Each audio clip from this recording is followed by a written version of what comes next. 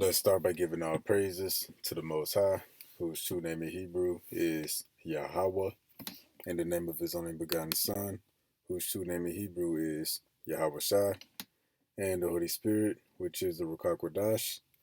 Double honors to the elders and apostles by the Holy Spirit, who taught us his truth. Honors to the brothers, making their bodies a living sacrifice to push the gospel. Peace and blessings to the hopeful elect, which is 1/3 of the Negroes, Latinos, Native Americans, and Seminole Indians who make up the children of Israel who are going to receive salvation, while the others be destroyed. And those who will be saved will be seeking turning back to the Most High right now. So we back with another lesson through the power and spirit of Yahweh Bahashim Yahweh Shai. This lesson is going to be titled Mortify the Deeds of the Body. Again, it's going to be titled Mortify the Deeds of the Body.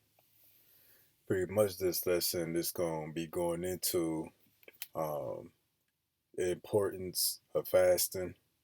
A lot of brothers doing this, which is the perfect time for these lessons to come out because American life as we know it about to come to an end. Really any month now. Okay, so we're going to get started. Revelation 18:7. How much she hath glorified herself. Who is this she? Lady Liberty, America, the gray whore.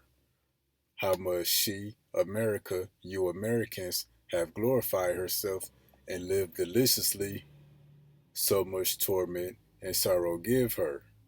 For she saith in her heart, I sit a queen and am no widow, and shall see no sorrow. So the American people think that America would never see a bad day, that America would never fall out of power, that America would never be invaded, that America would never be defeated in war. People pretty much feel untouchable here, you Americans. That's because they're oblivious to reality. But going up, it says how much she glorified herself and lived deliciously, so much torment and sorrow give her.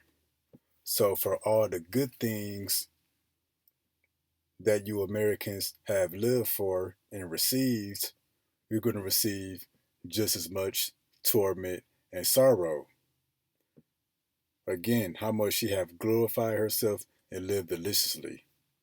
You see that word deliciously is there. That's why you got restaurants all over the place, fast food restaurants, bars, liquor stores, all kind of grocery and party stores.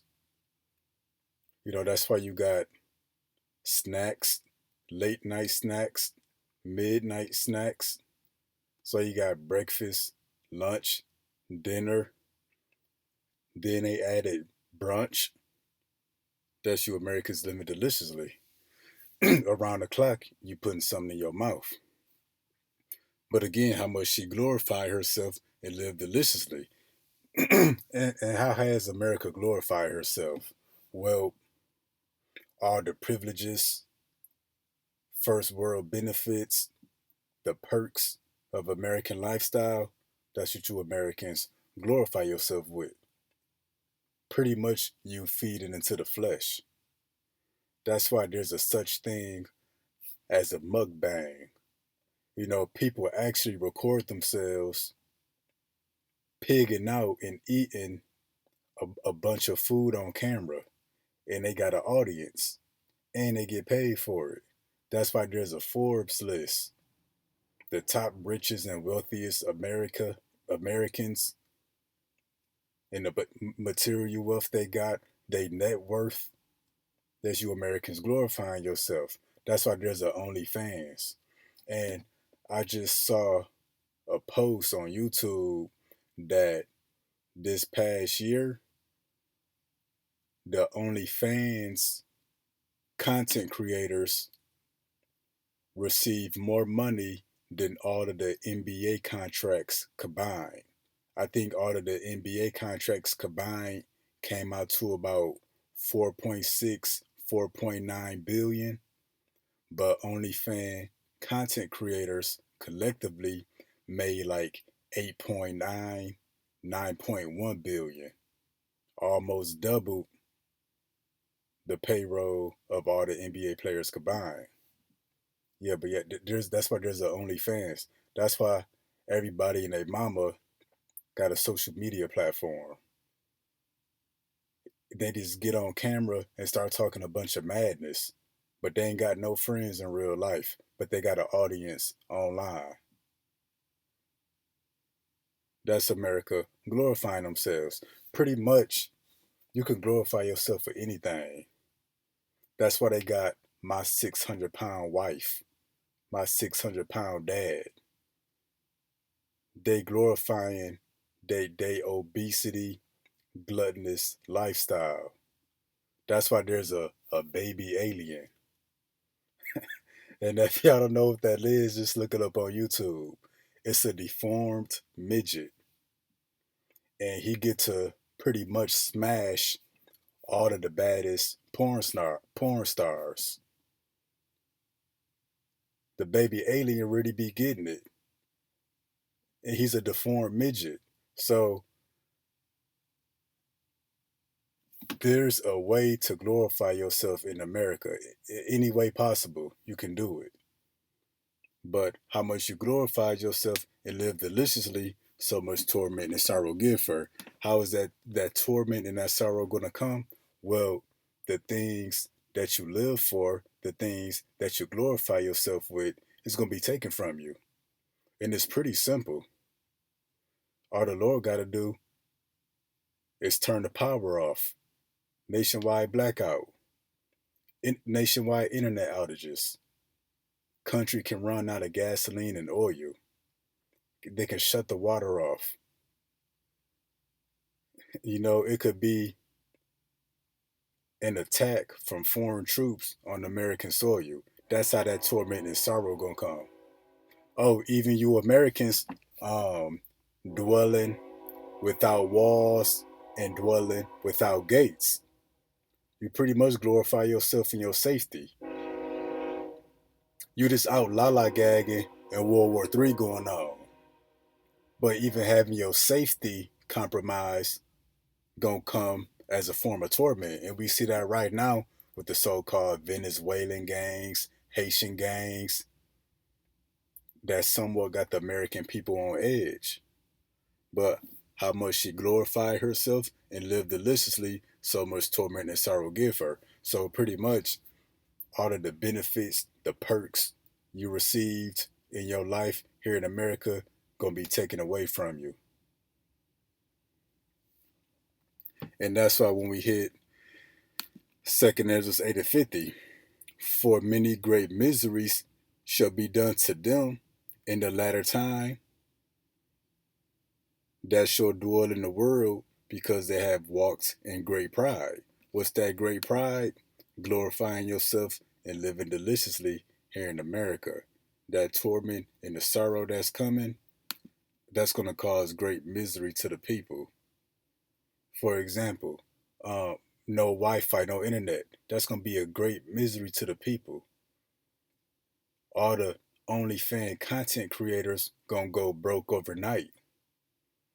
The people who got social media platforms, whether they stream video games, prank videos, whatever the hell they do when they push record on the camera. They gonna go broke overnight and they not gonna have no audience. But they ain't got no friends in real life. So it's just gonna be them in them four walls. For the mukbangers and people that overeat and always putting something into their body, the grocery store is gonna go empty. That's going to be a great misery to the people who are accustomed to eating. And not even to mention the weed smokers, the heavy liquor drinkers, the cigarette smokers. You're going to run out of cigarettes. That's going to be a great misery to the people. You ever seen an Edomite that needed a cigarette and they overdue for one? They be tweaking. But that's going to be a great misery to the people. And we could go on and on. Lord, cut the water off, the lights off, no shower, no air conditioning in the summer, no heat in the winter, the water off, you on lockdown, you got no freedom, you got no safety, you scared to leave the house. That's gonna cause great misery to the people. But the reason it's gonna be a misery to you Americans because you don't know how to live without these perks and benefits of Western lifestyle. But see, those of us who turn it back to Yahweh Bashim Yahweh Shah, we be fasting. So, not to mention, more than half of the stuff you American people partake in, we don't partake in that stuff anyway. But the few things we do partake in because we only human, you know, uh, food. We may go out time to time. We may have a drink time to time. Brothers may have a woman or women they deal with. You know, we know how to uh, pump the brakes on that stuff. We know how to limit that stuff. We got temperance, self control. Not only that, we fast. You know, for the various holy days, or we just fast um, to practice mortifying the deeds of the body. You know, to not walk after the flesh. But we're gonna go to our next precept, and I think it is Romans the seventh chapter. Actually, Matthew 26:41. And see, it's easy to cause torment and sorrow and misery to the human body because the human body is pretty fragile. Which you people about to find out is pretty fragile. So that's why Matthew 26:41, watch and pray that you enter not into temptation. The spirit indeed is willing, but the flesh is weak. See, the flesh is weak. So it's easy to cause misery, pain, torment, sorrow to the body because the body is weak.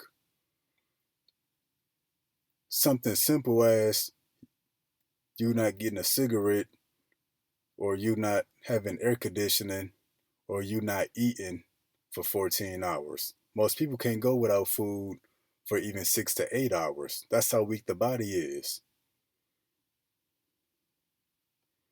So yeah, the torment, the sorrow, the misery is gonna come easy to the people, especially you Americans who continue to walk after the flesh. But those of us who turn back to Yahweh shall be practicing mortifying the mortal deeds. Mortify means to kill or to put to rest the needs of the flesh and to walk after the spirit. So we're gonna get also Romans 7 and 14 through 20. We're gonna read the KJV and we also gonna get it in the NLT.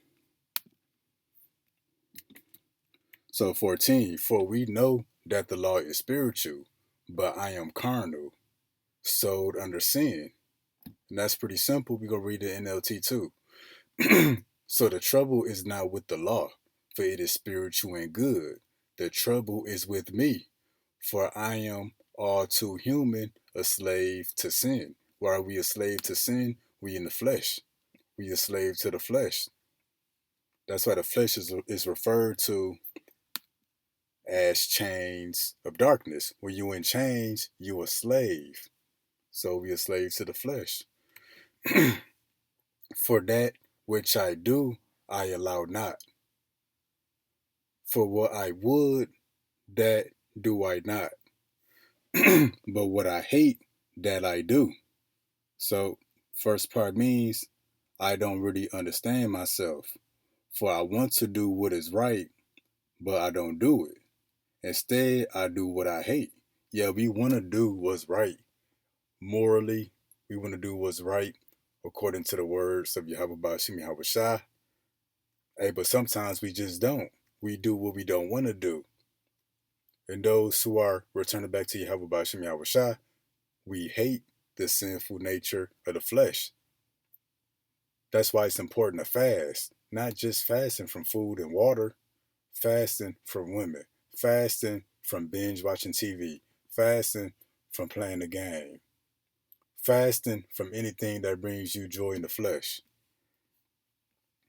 And as we go down to verse 16, if then I do that which I would not, I consent unto the law that is good in the NLT. But if I know that what I am doing is wrong, this shows that I agree that the law is good. So if you do what you don't want to do, but you consent, meaning you agree with the law, then as we go down, it reads, now then it is no more I that do it, but sin that dwelleth in me. So if you know the law is good, I am not the one doing the wrong.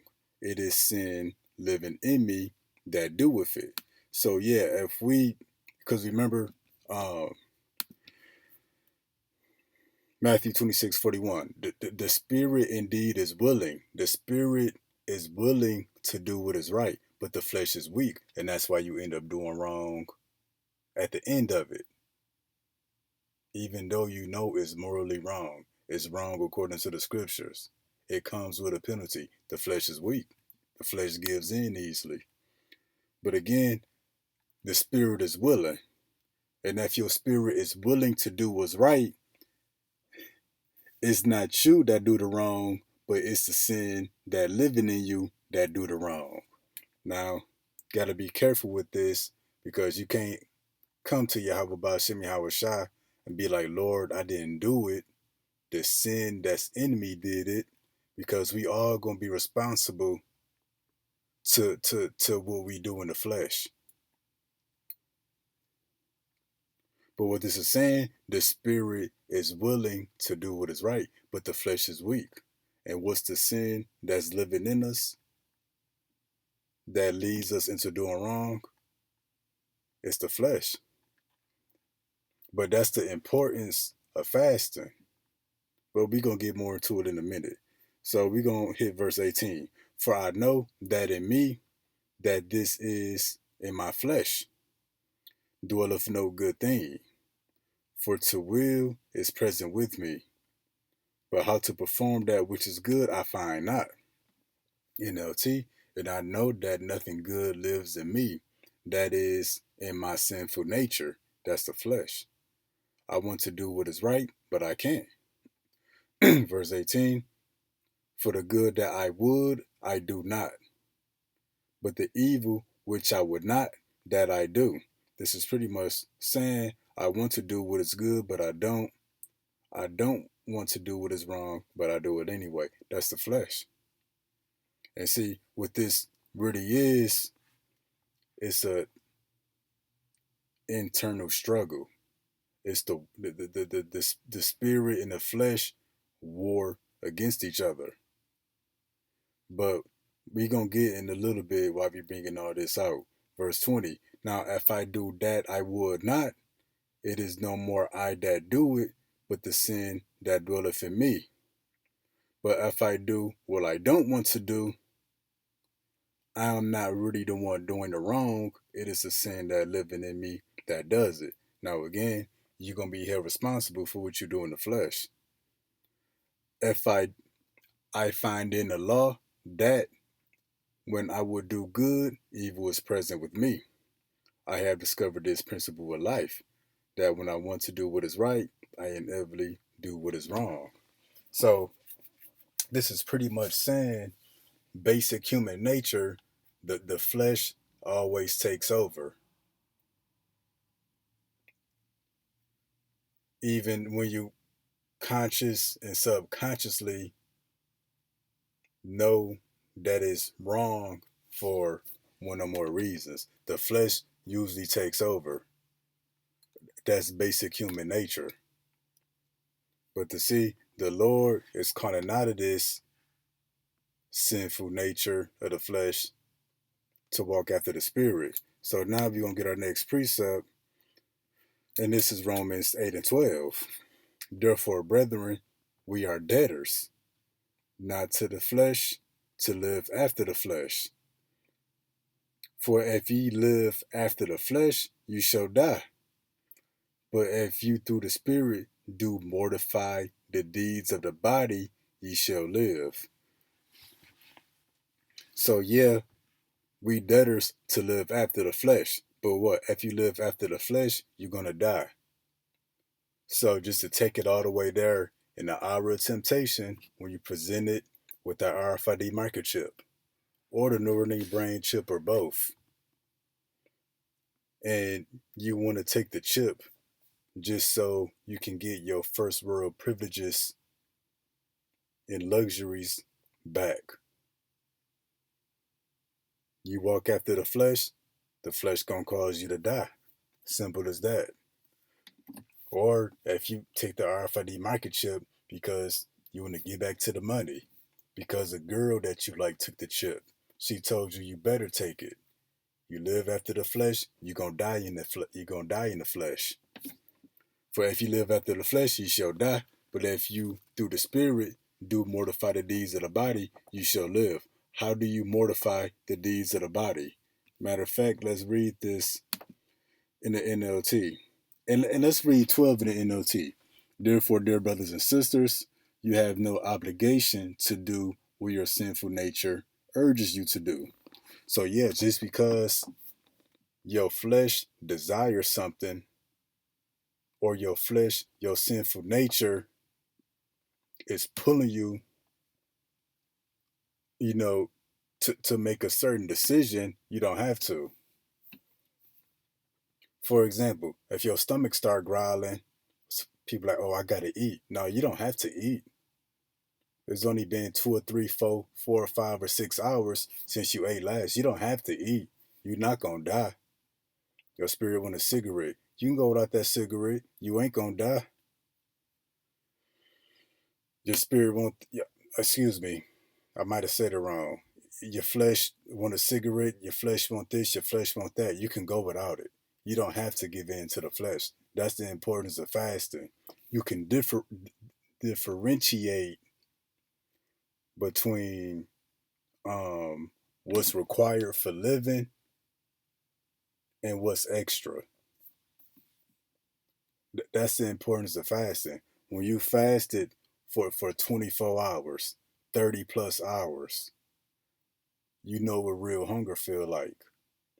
And also too, when you fasted for that long, these extracurricular things, cigarette smoking, partying, hanging out, glorifying yourself in the flesh, you're not thinking about none of that stuff when you ain't ate or drunk no water in 20 to 30 hours. That's the importance of fasting, because you operate in more out of survival mode. You're not wasting time and energy on unnecessary BS. And when you fasting for that long, you realize how much folly you entertain. You realize how unimportant mostly everything is. That's the importance of fasting. You're like, dang, I can really go without most of the stuff that I indulge in on a day-to-day basis. For if you live by his dictates, living by the flesh, you will die. That's plain and simple.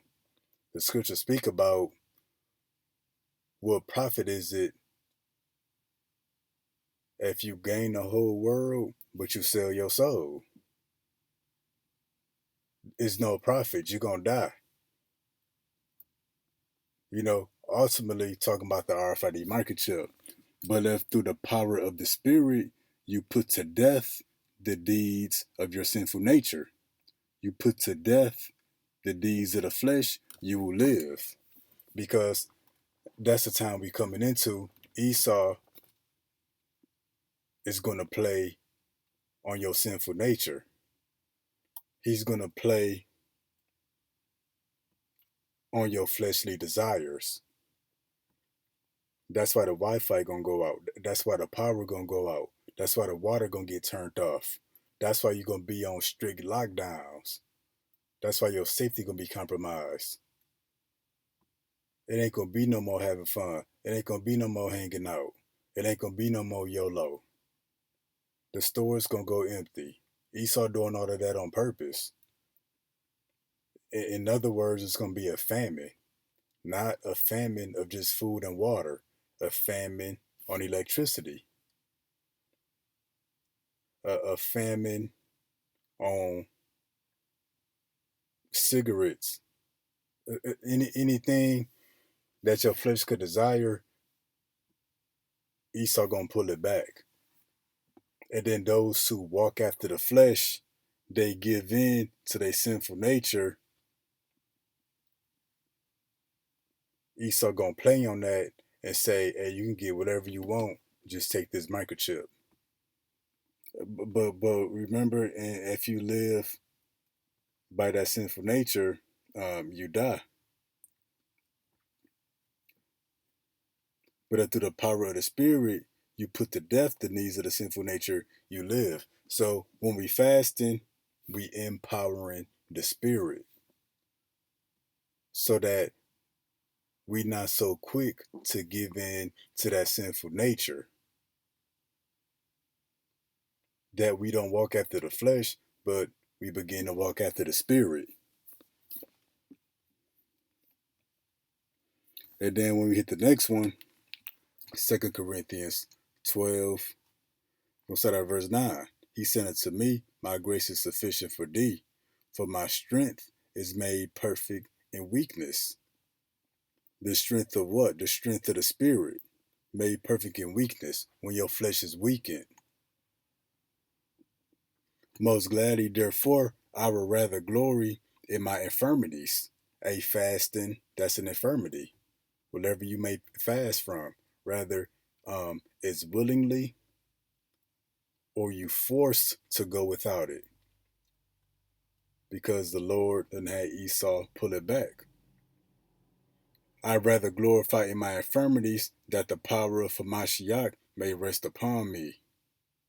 Therefore I take pleasure in infirmities. Brothers take pleasure in fasting, because we know we empowering the Spirit. Because when you mortify, when you put to death the needs of the flesh, you begin to walk more so in the Spirit. So when the flesh is weakened, or you killing the flesh, you begin to walk after the Spirit. That's the importance of fasting, to practice walking in the Spirit. Therefore I take pleasure in infirmities, such as fasting, reproaches, necessities, and persecutions, distresses for Hamashiach's sake. So pretty much all of the challenges life may bring you in this walk. It's all practice. It's all building us up, strengthening us, empowering us in the Spirit for this time of Jacob's trouble, and ultimately the hour of temptation. This is all practice. For when I am weak, then I am strong. How are you weak and strong? Weak in the flesh, strong in the Spirit. And when you fast and go without the desires of the flesh, you mortifying the flesh. You mortifying or putting to rest the needs of the body. But when you do that, you empowering the Spirit. And when you empower the Spirit, let's say you do restore your strength back to the flesh. You get you some food, you get you some water. You restore yourself. Okay, the strength is restored to your flesh, but you done leveled up in the Spirit. So now, when your stomach growling 2, 3, 4, 5 hours later, because you're not walking and leaning so much on the flesh, but you're more so walking in the Spirit, you recognize it. Yeah, my flesh is telling me it wants food, but walking in the Spirit, you realize, I'm good without it. I get to it later. It's not a necessity. And that's what walking after the spirit does. You realize what's the necessity and what's not.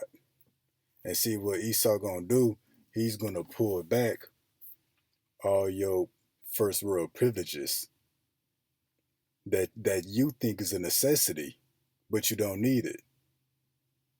To this new generation, Wi-Fi and internet is a necessity. Social media, content creators, cameras, cell phones, that's a necessity to the people. That's because they walking after the flesh and not after the spirit. But that's why it's gonna be that's why these sorrows and these great miseries gonna come relatively easily to the people. We're gonna read 2 Corinthians 12 in the NLT. That's why I take pleasure in my weaknesses and in the insults, hardships, persecutions, and troubles that I suffer for Hamashiach. For when I am weak, then I am strong. So all the stuff we suffer, it may weaken us in the flesh, but it's empowering us in the spirit. Because when these great miseries come, when all hell break loose, people gonna resort to what they know best. If you walked after the flesh all of this time,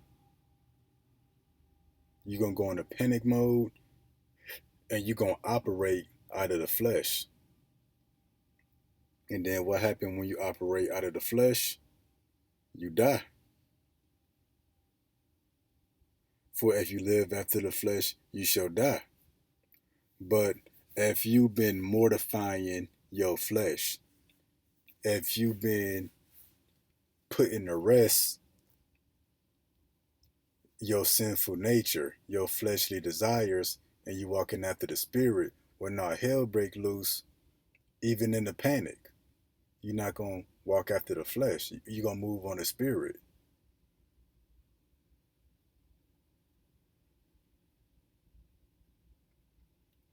And that's the importance of fasting from not just food and water, but everything in life. However you may do it, whatever works for you. And rehearsing the righteous acts, we see the benefit in things like fasting, things like the Sabbath, you practicing mortifying the deeds of the body. Deeds of the body, things you do in the flesh, out of necessity or out of desire, your needs and your wants. And mortifying the flesh, fasting, you can differentiate between the needs and the wants. And we found out through the number of times we fast, it's all vanity and you don't need nothing really.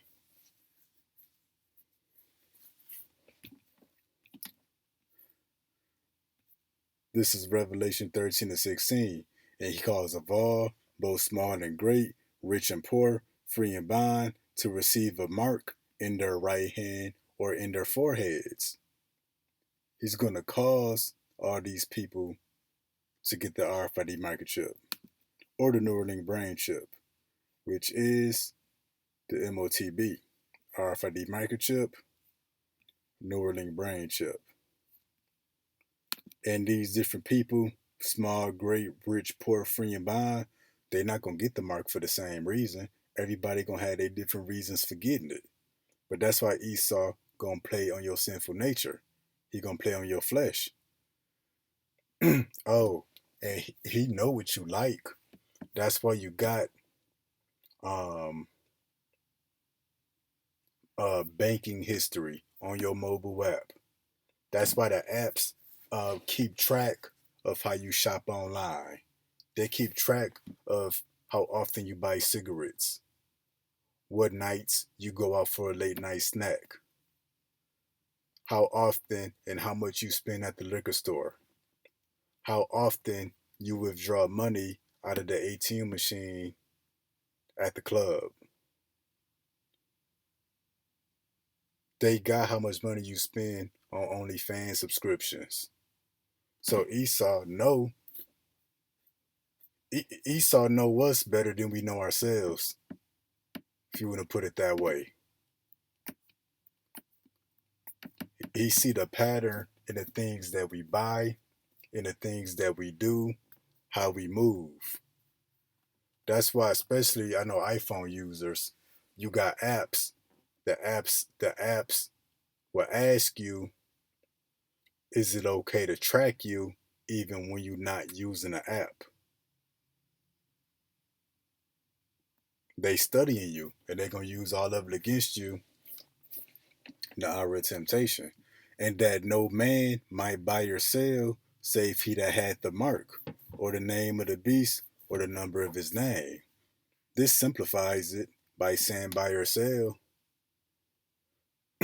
but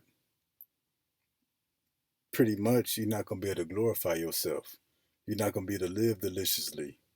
Whatever brought you joy in your life, whatever made life worth living, is going to be taken from you. Only way you can get it back is to get this RFID market chip. And are you going to walk after the flesh and get what satisfies the flesh, even though you know it's wrong? You being warned, you know it's a penalty, that being the lake of fire? Or are you going to walk after the spirit and resist the flesh? And that's the thing. You can't just resist the flesh all of a sudden if you accustomed to walking after the flesh. You got to be mortifying the deeds of the body now. You got to be walking after the flesh now. You got to be going without and fasting now. That's why it's a saying, practice makes perfect. Because you're not going to even be in your normal state of mind when all hell break loose. First of all, it's going to be a famine. You're going to have some level of hunger and thirst that you're dealing with. Then you're going to be scared for your life, running from the sword. And then there's going to be all kind of illnesses and sicknesses out here. Then there's going to be all kind of creatures out here. So you're not going to be able to do what's right all of a sudden if you've been walking according to the flesh all this time. But see, you practice now and practice walking after the spirit now, it'll somewhat be second nature when the time comes and you really need it.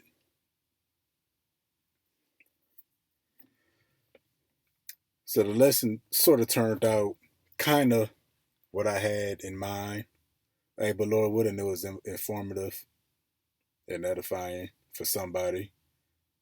But until next time, Shalom.